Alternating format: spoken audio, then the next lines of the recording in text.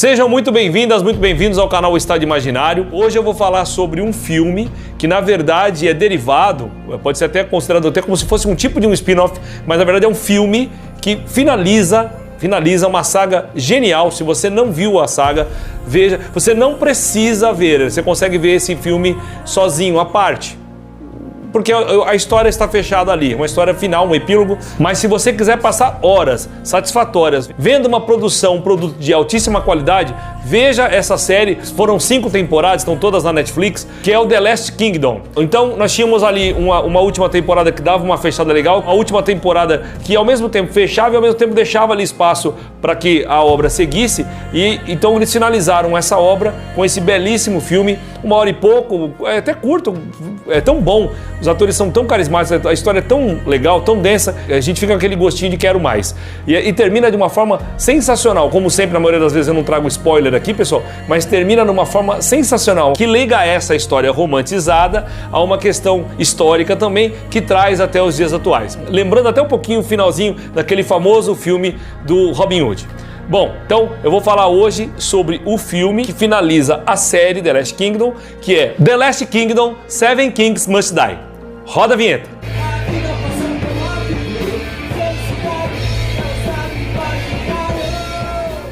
Meus queridos, minhas queridas, de cara é importante salientar que essa obra, The Last Kingdom, Os Sete Reis Devem Morrer, de certa forma, fecha com chave de ouro a belíssima, contundente, dramática, densa história que foi contada para nós ao longo de vários episódios. E volto a dizer aqui, se você não assistiu, pode ir lá que você não vai perder seu tempo. Uma obra muito bem feita, muito bem dirigida, muito bem editada, com trilha incidental e sonora muito boa. É realmente uma super produção, uma miscelânea de atores de todas as nacionalidades possíveis, alemão, norueguês, inglês, norte-americano, enfim, de tudo que é lugar que você pode imaginar. Isso traz uma riqueza muito grande a essa obra. E se a gente gosta de histórias de Viking, e a série Viking também é muito boa, na minha opinião, eu considero essa mais agradável. Vamos brincar como se fosse dos áureos tempos das boas novelas brasileiras. Essa novela é um pouquinho melhor, ela tem uma graça um pouquinho melhor. Então, as duas ali estão no Rei do Gado e no Tititi, mas o Tititi tem aquele algo mais, assim, do nosso mestre Luiz Gustavo. Sobra demais. Então é importante saber que está na Netflix, finaliza esse conjunto de obras. Essa obra é baseada nos livros das Crônicas Saxônicas de Bernard Cornwell. Quando é a dicção que atrapalha, é a pronúncia desses nomes em inglês, noruegueses, suecos e aí vai, né? Mas vamos lá. Então o Bernard Cornwell fez essas obras, e uma coisa que eu acho interessante, isso na série e no filme também, aparece ali o nome dos lugarejos, dos locais, e aí aparece o nome antigo e no que se transformou. Isso eu acho genial, é muito bom mesmo, eu não canso de ver. Então vai para uma cena que vai para uma localidade, e nessa localidade você vê a transformação do nome antigo, vamos dizer assim, para o nome novo. Muito bom isso. Na minha pesquisa, para quem gosta de ler livros, eu tô lendo um monte de livros, eu tô igual o Tim Maia, eu tô lendo livros assim na seguinte situação: a cada ano eu leio quase 2 páginas, mas esses livros estão pela editora Record aqui no Brasil. Quem quiser seguir nesse formato para depois fazer aqueles comparativos, fica aí então a informação. Como é essa continuação direta da obra, então você tem a continuidade ali da saga do épico do Uhtred de Bembanburg, que é feito assim, de uma maneira, que cara é o ator alemão, mas que cara carismático. Dá pra mim aquela impressão de que essa série inventasse moda, tal, colocasse ele no espaço, durasse mais 20 anos, eu assistiria por conta desse camarada. Ele é muito bom, que é o Alexander Dreymon. Então ele lá com seus fiéis escudeiros, seu lugarejo, que é um reino que não é reino, vocês têm que assistir para entender, tá? Ele não quer ser rei. Ele não quer ser rei, como diria o Baltazar da Rocha, mesmo sendo-lo. E esse rei indeciso, então, ele é nascido na Inglaterra, mas foi criado por vikings. E aí você tem todo um contexto muito forte, muito bom, da criação do elemento de mistura realmente para essa região do planeta, para formar ali a importante Inglaterra. A história do filme, então, começa exatamente onde nós tínhamos parado na série. O rei Edward, ou rei Eduardo, ele conseguiu ali uma paz entre os reinos, entre os condados e tudo mais tal, e aí a gente chega na história com ele morrendo. Então a esposa dele tem que sair com o filho, que é o terceiro, tal, tem toda uma história ali, e que é aquela preocupação daquela época, pô, rei morto, rei posto, aí vida longa ao rei, aquela coisa toda. A gente vai acompanhando todas essas intrigas, esses suspenses, esse drama de todos esses personagens que tem muito a ganhar ou a perder. E isso vai sendo construído de uma forma muito rica, de uma forma muito forte, de uma forma muito consolidada. Então, a cada momento, e tem uma coisa interessante nesse filme. Em um dado momento, você tem ali no filme aquela parte que vai contar aquela história que às vezes o pessoal acerta, mas vai ficar aquela coisa do sono. Não. Ali não. A ação vai acontecendo, o personagem principal, o Uhtred, ele tem ali uma filosofia de vida, de retidão, de compromisso, de palavra, de fidelidade, de princípios, e ele segue aquilo à risca, e é muito bom. Ele não sai, ele vai como uma flecha, ele não sai desse caminho, mesmo que o caminho fique muito, mas muito tortuoso. Que ele apanhe, que ele sofra, que aconteça muita coisa ali desagradável para esse principal, e a jornada dele continua, e ele vai realmente com o espírito elevado, com o espírito do compromisso dele, que ele tem lá desde o começo, desde novo, desde criança. E aí eu queria fazer 2 destaques logo de cara. Se você for ver a série, você vai ver um personagem que ele rouba a cena, como eu sempre gosto de falar aqui nos vídeos, quem rouba a cena? Então, na série, quem rouba a cena é o ator que faz o Padre Beoca. O Padre Beoca, ele rouba a cena como um mentor espiritual, um mentor de guerra, um mentor moral desse personagem principal. Então, ele rouba a cena, vocês assistindo, vocês vão ver. Carisma imediato, muito bom. Um dos melhores personagens que eu já vi em série na minha vida, tá, pessoal? E nessa questão que vai pro filme, que vem oriundo dessa série, tem um outro religioso também que segue a mesma frequência, vamos chamar assim, que é o Padre Pyrling.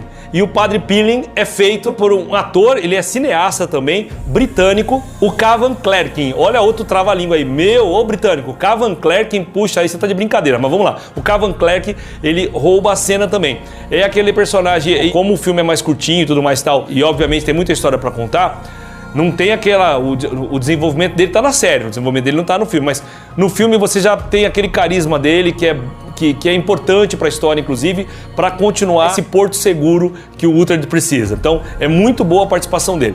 E aí, pessoal, falar de roubar a cena aqui é um pouco diferente, porque mesmo que, nesse caso, o Beoca não esteja no filme, e sim só o Pyrling esteja, se você for ver os dois amigos dele, o braço direito e o braço esquerdo, tem o Finan, feito pelo ator Mark Holland, e o Finan tem toda uma história muito forte com ele, é muito legal a parte deles na série.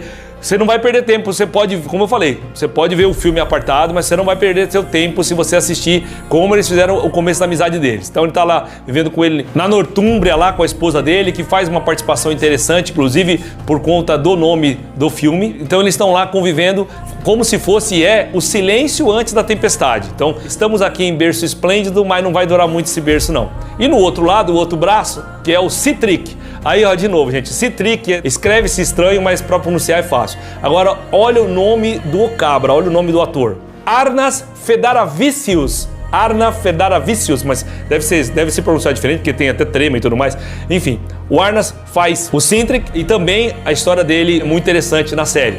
E ali você tem esse trio, Parada Dura, ótimo trio, de uma camaradagem legal, é bom de ver, passa da tela isso, é uma amizade, é uma irmandade muito legal, e vão passar ali mais perrengue ainda em relação às batalhas. As batalhas são muito bem feitas, pessoal, tanto na série quanto no filme. Inclusive tem toda uma estratégia de batalha, como foi descrito o que aconteceu, se aconteceu mesmo ou não, aí fica pra outra história, né? Como o meu caso aqui, por exemplo, do meu estúdio improvisado, que eu tenho que ficar encostando aqui, ó, para não desgrudar da parede e não perder o efeito. Mas vamos que vamos. Esse ator é nascido na Lituânia. O personagem dele é um viking, né? O que traz o Uhtred mais próximo para a cultura viking, e ele segue o Uhtred porque ele vê um exemplo de pessoa a ser seguido. Então o motivo é muito altivo também. Naquela pesquisa que eu faço hoje em dia do Google, pessoal, mais de 90% de aceitação, de crítica boa, do público adorando, tá? Então eu fico tranquilo aqui de falar que não é só um gosto meu, não. Realmente é muito bom mesmo. Agora vem o momento de sempre do Jeff Edwald Filho.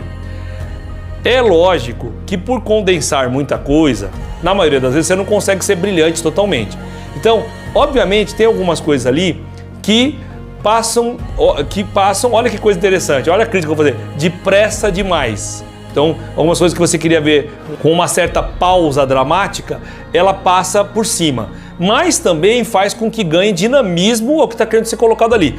É a história que está finalizando, então, mas ela tem o começo, meio e fim, tem uma lógica ali. É como se fosse um capítulo especial. Então esse capítulo especial, ele cumpre o seu papel. Mas, para os mais atentos ali, vamos chamar assim, fica parecendo que realmente alguma coisa correu um pouquinho demais, tá bom? Mas nada de estragar a experiência, não. Só para dar uma continuidade, então, nós vemos o Uhtred cumprindo a palavra que fez para o rei Eduardo, de proteção da família, de proteção do filho, do Athelstan. Ele tem que ajudar esse príncipe, que foi uma promessa que ele fez ali, que ele não quebra de jeito nenhum.